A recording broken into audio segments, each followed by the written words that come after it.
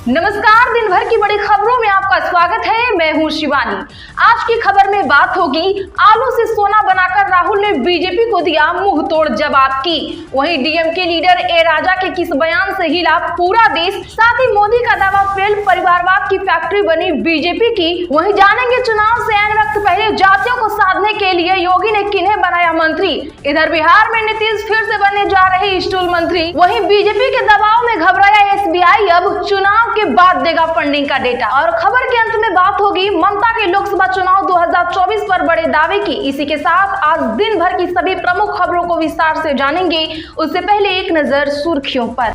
महाकाल मंदिर पहुंचे राहुल, दर्शन के बाद करेंगे रोड शो। गर्भगृह में जाने की अनुमति नहीं। शाजापुर में भाजपा नेता आलू देकर बोले सोना बनाकर दिखाओ। जानिए राहुल गांधी ने क्या दिया मुंह तोड़ जवाब।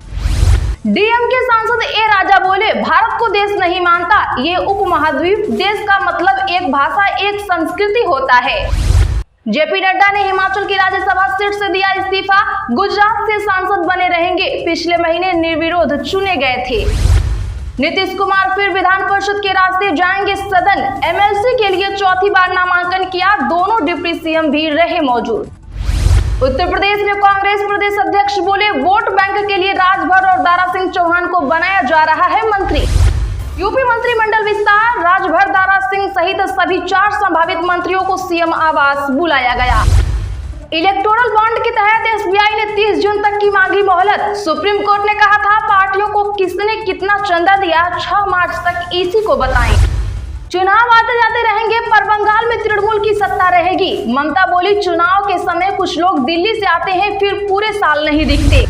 राजनीति में परिवारवाद दीमक की तरह। प्रशांत किशोर बोले बीजेपी में भी परिवारवाद। लालू प्रसाद बयानों के लिए जाने जाते हैं। एमपी कांग्रेस सूची को लेकर सक्रियता बढ़ी। केंद्रीय चुनाव समिति की बैठक 7 को, विधायकों को भी मिल सकता है टिकट। उत्तर प्रदेश में डीएम के बाद अब भाजपा सांसद संघमित्रा मौर्य के साथ फेसबुक पर हुआ खेला, लोगों को आने लगे मैसेज। सीएम सिद्धारमैया समेत कर्नाटक के कई मंत्रियों को उड़ाने की धमकी। बेंगलुरु में केस हुआ दर्ज। कलकत्ता हाईकोर्ट के जस्टिस अभिजीत का इस्तीफा, बीजेपी में शामिल होंगे। पेंडिंग केस पर इंटरव्यू, वकील की गिरफ्तारी का आदेश देकर सुर्खियों में रहे। पूर्व मंत्री का बड़ा दावा, पिछले लोकसभा चुनावों से कांग्रेस बेहतर। रविंद्र चौबे बोले 3 महीने में ही जनता को याद आने लगी पार्टी की लोक कल्याणकारी योजनाएं। तेलंगाना में मोदी बोले परिवारवादियों ने देश को बर्बाद किया। उन्होंने जमीन आसमान बेचकर कोठियां बनवाई, मैंने घर भी नहीं बनवाए। कर्नाटक डिप्टी सीएम डीके शिवकुमार को सुप्रीम कोर्ट से राहत, मनी लॉन्ड्रिंग मामला खारिज। राहुल गांधी बोले युवाओं के लिए अभिशाप बन गया पेपर लीक। इंडिया गठबंधन जल्द ही रखेगा फुल प्रूफ प्लान। आर पार की लड़ाई में दिग्गजों को चुनाव मैदान में उतारने की तैयारी। प्रियंका गांधी से लेकर अशोक गहलोत तक बन सकते हैं उम्मीदवार।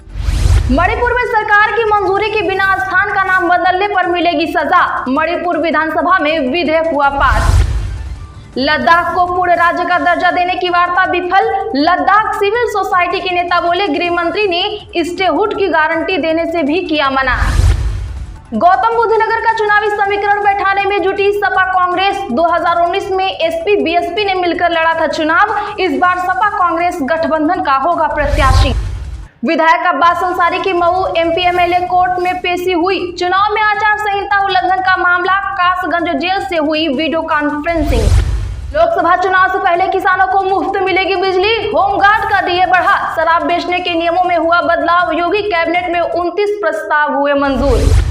शिव विधायक ने दिए लोकसभा चुनाव लड़ने के संकेत। रविंद्र भाटी बोले साथियों से राय लेकर फैसला करेंगे। कांग्रेस को वरिष्ठ चेहरे की तलाश। मालदीव में 10 मई के बाद नागरिकों के भेष में भी नहीं रहेंगे भारतीय सैनिक। अटकलों पर मोइजू ने लगाया विराम। पाक में शादमान चौक का नाम भगत सिंह नहीं रखा। पंजाब सरकार के खिलाफ अवमानना का केस। लाहौर हाईकोर्ट ने 26 मार्च तक मांगा जवाब। चलिए जानते हैं बड़ी और प्रमुख खबरों को विस्तार से। उससे पहले प्लीज वीडियो को एक लाइक जरूर कर दें। महाकाल मंदिर पहुंचे राहुल गांधी, दर्शन के बाद करेंगे रोड शो। गर्भगृह में जाने की अनुमति नहीं। शाजापुर में भाजपा नेता आलू देकर बोले सोना बनाओ। बता दें कि मध्य प्रदेश में कांग्रेस नेता राहुल गांधी की भारत जोड़ो न्याय यात्रा का का मंगलवार को चौथा दिन रहा। वे उज्जैन पहुंच चुके हैं। यहाँ महाकाल मंदिर में दर्शन के बाद वे रोड शो करेंगे। राहुल के साथ कमलनाथ, अरुण यादव, शोभा ओझा सहित 35 लोगों को केवल दर्शन करने की परमिशन दी गई है। हालांकि राहुल महाकाल मंदिर के गर्भगृह में नहीं जा पाएंगे। बता दें कि शिव नवरात्रि की वजह से मंदिर समिति ने यह फैसला लिया है। कहा गया है कि जिस वक्त राहुल गांधी दर्शन के लिए आएंगे वह श्रृंगार का समय होता है। बता दें कि इससे पहले शाहजहांपुर में भाजपा कार्यकर्ताओं ने राहुल के सामने मोदी मोदी के नारे और श्री राम के जयकारे लगाए तो राहुल गांधी गाड़ी से उतरकर उनसे मिलने पहुंचे। एक भाजपा नेता और कुछ कार्यकर्ताओं ने राहुल को आलू देकर कहा, सोना बनाओ। राहुल बोले, धन्यवाद, अगली बार सोना बना कर लेकर आऊंगा। डीएम के सांसद ए राजा बोले, भारत को देश नहीं मानता, ये उपमहाद्वीप देश का मतलब एक भाषा एक संस्कृति होता है। बता दें कि डीएम के सांसद ए राजा ने भारत को एक देश मानने से इनकार किया है। 5 मार्च को उन्होंने कहा कि भारत कभी देश था ही नहीं। एक देश का मतलब होता है एक भाषा, एक संस्कृति और एक परंपरा, तब उसे देश कहा जाता है। उन्होंने कहा, अगर आप कहेंगे कि ये आपके ईश्वर हैं और भारत माता की जय, तो हम उस ईश्वर और भारत माता को कभी स्वीकार नहीं करेंगे।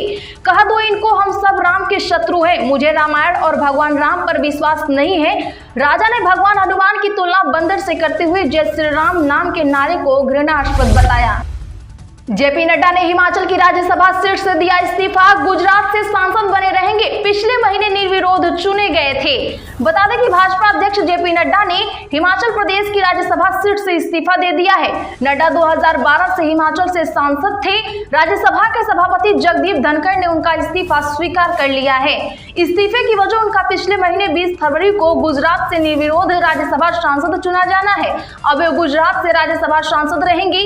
इस्तीफे के बीच उनके लोकसभा चुनाव लड़ने की भी खबरें आ रही हैं। नीतीश कुमार फिर विधान परिषद के रास्ते जाएंगे। सदन एमएलसी के लिए चौथी बार नामांकन किया। दोनों डिप्टी सीएम भी रहे मौजूद। बता दें कि बिहार की राजनीति के केंद्र में मुख्यमंत्री नीतीश कुमार आज फिर से एमएलसी बनने जा रहे हैं। बिहार विधान परिषद के सदस्य के रूप में चौथी बार नामांकन किया। उनका निर्विरोध चुना जाना तय है। मुख्यमंत्री नीतीश कुमार के राजनीतिक जीवन की शुरुआत जेपी आंदोलन से हुई थी। उत्तर प्रदेश में कांग्रेस प्रदेश अध्यक्ष बोले, वोट बैंक के लिए राजभर और दारा सिंह चौहान को बनाया जा रहा है मंत्री। बता दें कि कांग्रेस प्रदेश अध्यक्ष अजय राय ने योगी सरकार के दूसरे कार्यकाल के पहले मंत्रिमंडल विस्तार पर कहा कि ओम प्रकाश राजभर और दारा सिंह चौहान के समाज के लोगों को वोट लेने के लिए इन्हें मंत्री बनाया जा रहा है। इन्हें पहले क्यों नहीं बनाया गया, जब ये लोग अपने समाज को लाभ दिलाने की स्थिति में थे। अब चुनाव आ रहा है तो इन्हें मंत्री बनाया जा रहा है। प्रदेश अध्यक्ष ने कहा कि भाजपा के प्रत्याशी खुद टिकट लौटा रहे हैं, कोई राजनीतिक जीवन से संन्यास ले रहा है। इससे लोकसभा चुनाव में भाजपा की स्थिति का अंदाजा लगाया जा सकता है। इलेक्टोरल बॉन्ड को लेकर एसबीआई ने 30 जून तक की मांगी मोहलत। बता दें कि भारतीय स्टेट बैंक ने राजनीतिक दलों के इलेक्टोरल बॉन्ड की जानकारी का खुलासा करने के लिए 30 जून तक का समय मांगा है। सुप्रीम कोर्ट ने एसबीआई को 6 मार्च तक के चुनाव आयोग की जानकारी उपलब्ध कराने को निर्देश दिया था। एसबीआई ने कोर्ट में आवेदन दायर करके कहा कि उन्हें डिटेल निकालने के लिए समय चाहिए। तब सुप्रीम कोर्ट ने 15 फरवरी को राजनीतिक फंडिंग के लिए इलेक्टोरल बॉन्ड स्कीम पर तत्काल प्रभाव से रोक लगा दी थी। सुप्रीम कोर्ट ने कहा था कि यह स्कीम असंवैधानिक है। कांग्रेस ने एसबीआई की मोहलत मांगने पर केंद्र सरकार को घेरते हुए सोशल मीडिया पर पोस्ट किया। 30 जून का मतलब लोकसभा चुनाव के बाद जानकारी दी जाएगी। वहीं राहुल गांधी ने कहा कि नरेंद्र मोदी ने चंदे के धंधे को छिपाने के लिए पूरी ताकत झोंक दी है। चुनाव आते जाते रहेंगे पर बंगाल में तृणमूल की सत्ता रहेगी। ममता बोली, चुनाव के समय कुछ लोग दिल्ली से आते हैं फिर पूरे साल नहीं दिखते हैं। बता दें कि पश्चिम बंगाल की मुख्यमंत्री ममता बनर्जी ने राज्य में अपनी सरकार बने रहने का भरोसा जताया है। उन्होंने कहा कि चुनाव आते जाते रहेंगे लेकिन बंगाल में तृणमूल कांग्रेस सत्ता बनी रहेगी। उन्होंने कहा कि उन्हें पार्टी की ताकत पर पूरा भरोसा है। भले ही वोट कुछ कम ज्यादा मिले लेकिन तृणमूल कांग्रेस टिकी रहेगी। जो लोग पार्टी के खिलाफ नारेबाजी कर रहे हैं उन्हें यह ध्यान रखना चाहिए। राजनीति में परिवारवाद दीमक की तरह, प्रशांत किशोर बोले, बीजेपी में भी परिवारवाद। लालू प्रसाद बयानों के लिए जाने जाते हैं। दरअसल बता दें कि जनसुराज अभियान के सूत्रधार प्रशांत किशोर ने राजनीति में परिवारवाद पर तंज कसते हुए कहा कि लालू जी के बयान पर तीखी टिप्पणी करना बेईमानी है। लालू जी अपने इसी बयान के लिए जाने जाते हैं। राजनीति में जहां तक परिवारवाद की बात है तो ये हर तरीके से गलत है। परिवारवाद दीमक की तरह है, राजनीति को बर्बाद कर रहा है। अगर नेता के बच्चे ही नेता बनेंगे तो इससे लोकतंत्र ही देश में खत्म हो जाएगी।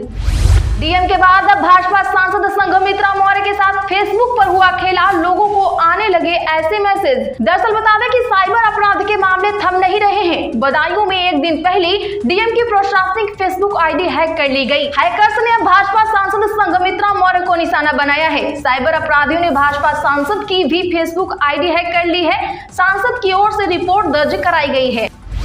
आर पार की लड़ाई में दिग्गजों को चुनाव मैदान में उतारने की तैयारी। प्रियंका गांधी से लेकर अशोक गहलोत तक बन सकते हैं उम्मीदवार। बता दें कि 10 साल से केंद्र की सत्ता से बाहर कांग्रेस को अस्तित्व बचाने के लिए लोकसभा चुनाव में अच्छा प्रदर्शन करना जरूरी है।